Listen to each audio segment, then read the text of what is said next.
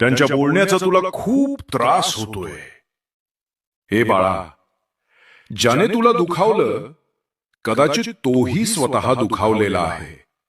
माहित आहे मला, तुला लोकांनी काही बोललं तर काहीच फरक पडत नाही.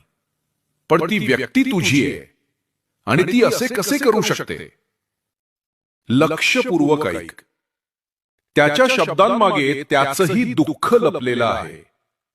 तू जर त्याला समजून घेतलंस तर तुला समजेल. पण ऐक, प्रेम म्हणजे व्यवहार नाही. मी दिलं म्हणून तू पण दे असं नाही चालत. बाळा, प्रेम म्हणजे नदी. ती वाहते, देत राहते. पण जर तिला रोखलं, अडवलं तर ती पूर बनते.